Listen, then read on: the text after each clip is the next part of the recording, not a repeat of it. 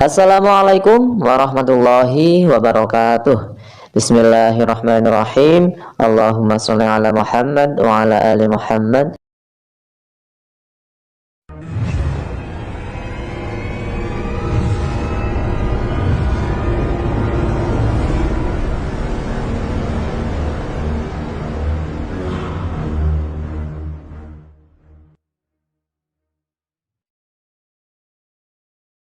Oke teman-teman, kali ini kita akan belajar tentang sejarah Islam, yaitu dinasti Abbasiyah. Dinasti yang mana inilah masa di mana Islam mengalami kejayaan, atau dengan kata lain Golden Age.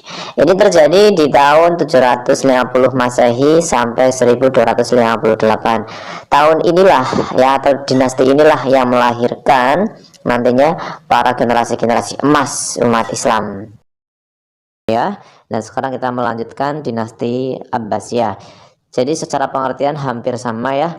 Dinasti itu adalah sebutan bagi keturunan bangsawan tertentu yang berkuasa di suatu tempat. Nah, sedangkan Bani itu adalah sebutan keluarga keturunan dari seorang tokoh terkenal. Nah, Abbasiyah itu adalah nama dari paman termuda Rasulullah yang bernama Abbas. Nah, dari dinasti Abbasiyah. Ya, kita lihat dinasti Umayyah itu, jadi yang namanya sejarah berdirinya Abbasiyah itu tidak terlepas dari sejarah kemundurannya Umayyah. Karena dinasti Abbasiyah sejatinya adalah melanjutkan dari eksistensi dinasti Umayyah. Nah, kalau kita melihat di dinasti Umayyah itu menganak emaskan ya, mengistimewakan bangsa Arab yang akhirnya akan menimbulkan fanatisme golongan atau asobiyah, keturunan bangsa Arab. Nah, atas bangsa lain dan menganggap rendah kaum muslimin non-Arab yang bernama atau istilahnya adalah Mawali. Ini merupakan kasta yang dibuat oleh dinasti Umayyah. Karena selain bangsa Arab itu sendiri, banyak sekali orang-orang atau suku-suku atau kelompok yang berbeda dari dinasti Umayyah, yaitu kaum Persia ya, kaum Persia dan yang lainnya. Nah, terus di dinasti Umayyah itu selalu menindas para pengikut sahabat Ali dan Bani Hashim. Dan inilah yang nantinya akan memunculkan golongan yang selanjutnya, yaitu golongan Syiah. Dan ini adalah golongan pengikut Abbas ya, yaitu Bani Hashim. Nah, kelompok-kelompok ini bersatu dan dikoordinasi oleh keturunan Al-Abbas. Bersatu untuk apa? Untuk menentang dari dinasti Umayyah itu. Nah, karena singkat cerita, bersatunya mereka sudah menyusun rencana penyerangan sehingga terjadilah pemberontakan atau terjadi pertempuran ya. Pertempuran itu terjadi di Sungai Zab. Nah, dalam pertempuran itu Bani Abbas mendapatkan kemenangan. Akhirnya Marwan itu adalah khalifah Umayyah yang terakhir, terbunuh di Mesir. Nah, setelah itu kemudian daulah Bani Abbasiyah itu resmi berdiri. Tepatnya itu di tahun 132 Hijriah. Nah, sekarang kita melihat siapa aja tokoh pendiri ya. Tokoh pendiri dari tokoh pendiri dari dinasti Abbasiyah ada beberapa ya. Yang jelas ini adalah orang yang sangat berperan. Yang pertama adalah Ali bin Abdullah bin Abbas. Ini adalah awal mula dari gerakan Abbasiyah itu dimulai ketika zamannya Khalifah Umar bin Abdul Aziz, yaitu di dinasti Umayyah. Ini sudah mulai, akan tetapi belum terlalu terlihat. Dilanjutkan oleh anaknya, yaitu Muhammad bin Ali bin Abdullah.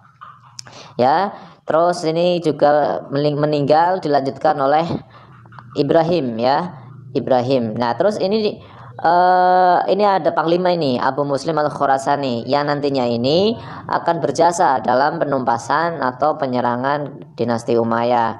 Terus ada juga Abul Abbas As-Sofah, ini menjadi khalifah pertama. Terus ada juga Abu Ja'far Al-Mansur yang menjadi khalifah kedua. Ini beberapa tokoh yang berperan terhadap berdirinya dinasti Abbasiyah. Selanjutnya kita melihat nih khalifah periode 1 ya. Jadi ya, kalau dalam bukunya Badr Yatim itu ada periodisasi dinasti Abbasiyah, itu dibagi menjadi 5 ya. Ya, tentunya periode 5 itu ada khalifahnya masing-masing. Nah, di periode 1 ini dimulai dari Abul Abbas As-Sofah itu sendiri. Oh ya teman-teman, kenapa As-Saffah ini mendapatkan gelar As-Saffah? Ya jadi di pertama penubatannya dia tuh berpidato dan mengatakan diri itu adalah As-Saffah, yang artinya adalah sang penumpah darah. Nah dilanjutkan yaitu Abu Ja'far Al-Mansur, yaitu ini saudaranya. Ya Abu Ja'far Al-Mansur inilah yang nantinya akan mengangkat keluarga Barmak atau dari Persia untuk menjadi bagian dari pemerintahannya, sehingga periode satu ini bisa dibilang adalah periode Persia satu ya, Persia, karena sudah mulai mendominasi dari Persia. Terus dilanjutkan yang terakhir adalah Abu Ja'far Al-Asiq, dan periode satu ini juga merupakan periode kejayaan dari dinasti Abbasiyah ya, apalagi nanti di masa Harun Ar-Rasyid ya. Terus selanjutnya kita melihat periode kedua ya. Periode kedua ini ada Al-Mutawakkil ya, Al-Muntashir, dan sampai Al-Mustaqfi. Terus selanjutnya periode kedua ini bisa dibilang sebagai periode sudah mulainya berpengaruh orang-orang Turki ya, atau Turki satu. Terus periode tiga ini ada Khalifah Al-Qadir, At-Ta'i, Al-Muti, dan yang lainnya. Nah, periode ketiga ini ya, ini bisa dibilang sudah mulai masuknya dinasti Buwayhi ya, dinasti Buwayhi. Nah, terus dinasti Buwayhi itu akhirnya dikalahkan di periode keempat. Nah, teman-teman bisa dilihat di khalifah periode keempat ini ya, ini memang secara sistematis itu memang dipimpin oleh khalifah-khalifah dari dinasti Abbasiyah. Tapi sejatinya khalifah di periode keempat ini sudah kurang berperan dalam berjalannya pemerintahan, karena di periode keempat ini sudah dikuasai oleh Bani Saljuk ya. Bani Saljuk itu tadi mengalahkan di periode ketiga yaitu Bani Buwayhi. Sekarang Bani Saljuk berkuasa. Nah, artinya apa? Artinya memang ini khalifahnya dari Bani Abbasiyah, akan tetapi secara roda pemerintahan itu dikuasai oleh Bani Saljuk. Dan tentunya Bani Saljuk ini adalah dari bangsawan Turki, dari bangsa Turki, sehingga bisa dibilang periode 4 adalah periode Turki 2. Terusannya khalifah di periode kelima ini ada yang terakhir adalah Musta'sim ya, Musta'sim. Nah, ini memang sejatinya adalah khalifah yang baik sekali, sudah hampir berhasil menyelamatkan kekhalifahan dinasti Abbasiyah, kan tetapi gagal karena ini sudah kondisinya darurat, di mana dinasti Abbasiyah sudah terpecah belah sebenarnya. Nah, dari ke-37 khalifah ini setidaknya terdapat 3 khalifah yang menonjol, yaitu Abu Ja'far Al-Mansur, Harun Rashid, dan Abdullah Al-Ma'mun. Nah, Abu Ja'far ini yang nantinya memindahkan ibu kotanya ke Baghdad, Harun Rashid itu membuat Baitul Hikmah, dan Abdullah Al-Ma'mun itu melanjutkan dari perjuangan Harun Rashid. Oke, sekarang kita melihat tentang kemajuan dari dinasti Abbasiyah. Nah, kemajuannya yang pertama itu terbentuknya Baghdad ya, Baghdad sebagai ibu kota ya, sebagai ibu kota dan sekaligus sebagai pusat perdagangan internasional atau dunia.